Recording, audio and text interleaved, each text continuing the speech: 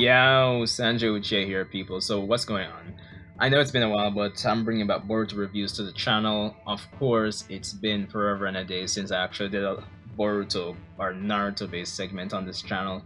I believe the last thing I did was episode 41 and a serious retrospective up to that point. But hey, most of you would have probably guessed by now that the reason I'm even starting this back up is really and truly because the CHUNIN exam arc has begun in the anime, so that of course translates to the anime redoing the Boruto Naruto the movie story, essentially, just like how Dragon Ball Super redid Battle of Gods, the Resurrection F. So I felt it was probably time I got back into Boruto, caught up. So I was behind, like literally, so I went through all the episodes with the Byakuya gang and some of the previous stuff leading up to the CHUNIN exam starting, well, the arc starting episode 53. So yeah, but anyway, so I'll give my thoughts on, I guess, everything else leading up to the CHUNIN exam arc after I talk about, I guess, episodes 53 up to this point. So I guess you could consider this episode 53 to episode 56 impressions and my thoughts on it, as opposed to a full-blown review, but I'll try to start weekly reviews starting now again for Boruto. But anyway, rate, comment, subscribe, and let's get right into it. So, the CHUNIN exam arc in the anime. It's been, what, 53, 54, 55, 56? It's been 4 episodes, and I must say, comparatively speaking, when I really compare Boruto's attempt to redo its movie to Dragon Ball Super's attempt, I'm actually not. I haven't been totally disappointed just yet.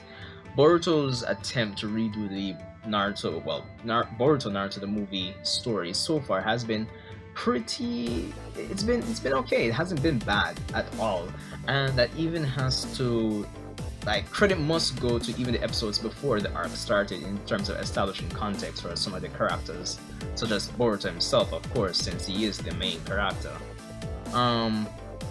Of course, I must say, so far my biggest issue, and it's kind of 50-50, I kind of understand why it's there, is the reuse of certain animation sequences from the Boruto Naruto the movie film, because I'm there watching, like, even the exchange between Sasuke and Kinshiki, and I'm like, I know I've seen this before, not just because I've watched the film, but this exact same animation sequence. So I went and I checked a few stuff here and there, and there are some reused scenes from the movie, like, I'd probably even say a lot, with the addition of some scenes that weren't there before. Now, I understand why it happens, because of course they have all this decent animation already done. It wouldn't really make sense to redo it, especially since we know how the, I guess, the work schedule is when it comes down to animation in Japan, so they're probably pressed for time. If they definitely redid those scenes, it probably wouldn't come out as good with the time frame that they have. So I definitely understand that, but it's still something to note. And even though it doesn't necessarily take away from the it doesn't necessarily take away from the total score all that much. I know I always complain about reuse animation in Dragon Ball, but at least, I don't know, it just works better here, I suppose. They try to make little twists and turns here. Some scenes aren't exactly the same, but it gets the job done. Probably if you haven't seen the movie in a while, you probably wouldn't even realize, but hey, it is what it is, I suppose. I understand. So it's a 50-50 thing. So far, the inclusion of Toneri and I believe it's Urashiki or Urashiki, Otsutsuki or Otsuki, yeah, in this arc has made it's taken a story we've already seen before and it's added another major, well, let's say a major twist or a major plot element that even though the story may end up just the same, it could be the beginning of them sprinkling hints of what would happen in the future, basically a link to between this arc and future arcs to come. Even though we haven't seen Urashiki in the manga of Boruto, so he may die here, I don't know. But the fact that Toneri and Urashiki are involved, it adds this next layer of unpredictability to the arc, so it doesn't seem as boring or as straightforward as what we'd expect, since we've already seen the Boruto Naruto the movie film. It's refreshing, I'm not gonna lie. And I'm gonna compare at least a lot to Dragon Ball Super, obviously, because even though there were some changes here and there with the retellings in those arcs, they weren't drastic enough to they didn't really improve the overall quality of those retellings to any major degree where I would say, hey, yeah, you definitely need to watch these arcs, and as opposed to just watching the movies and then skipping to the Universe 6 versus Universe 7 arc. No, I definitely, you could just watch the movies and skip those two arcs, really and truly, because they're quality-wise, they're less impressive, if impressive is even the word, compared to their movie counterparts. Where Boruto is concerned, the inclusion of elements that weren't there, and these same elements I think are elements that Kishimoto himself wanted to include in the movie, but because they were strapped for time, they had to omit it. So there's that.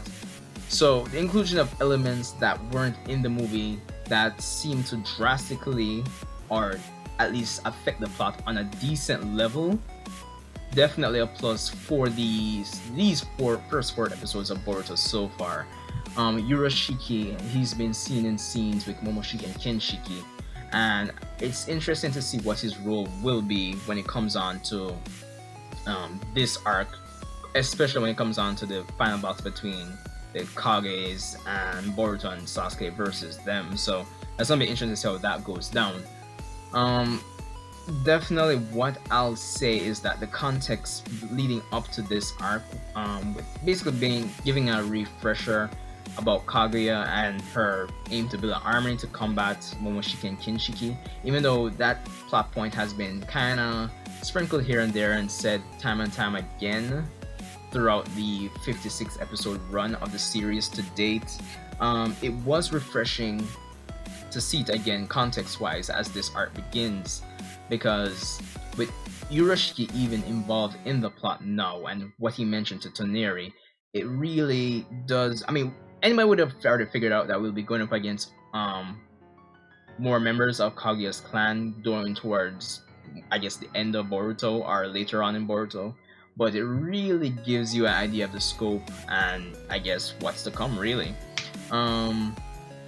So far the Boruto Naruto movie retelling has been pretty good. It's been almost a 1-for-1 in a lot of areas when compared to the movie, but overall I must say I'm enjoying it so far. Interested to see how it's going to play out.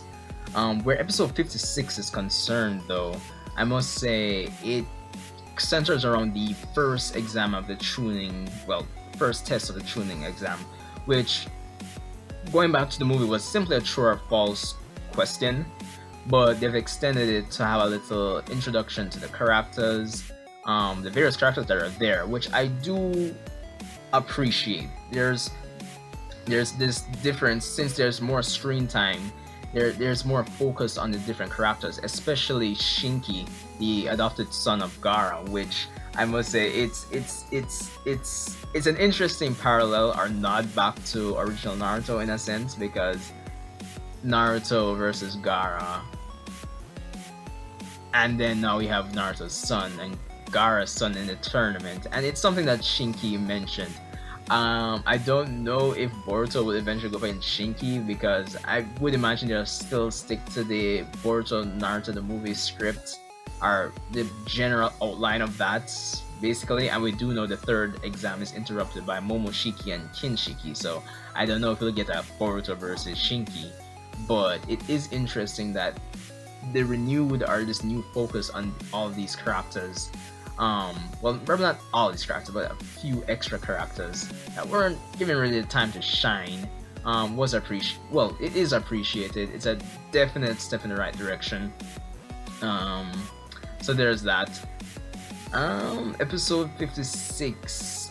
Yeah. So even going into the test, I should probably give a synopsis. Episode 56 really just focuses on the first test of the exam, introduction to new characters from other villages, and the 5 Kage gathered in the village. And the episode ends off really and truly with the end of the first exam and Boruto swearing to basically get Naruto to acknowledge him at the end of the day. That's really and truly just it. I'd say it's based on everything that's been built up in Boruto the series so far. In terms of context, there's a lot of strong characterization in this episode for Boruto himself, in terms of his actions and why he does what he does, and as well as Sarada and some of the lines she had dialogue-wise. It's interesting there. Of course, even the presence of the additional characters show that there's strong competition there in this this little CHUNIN exam arc. More so, it feels more competitive as opposed to the movie version of the story, since it mostly just centered around, you know, Boruto, Sarada, well, mostly Boruto's team essentially.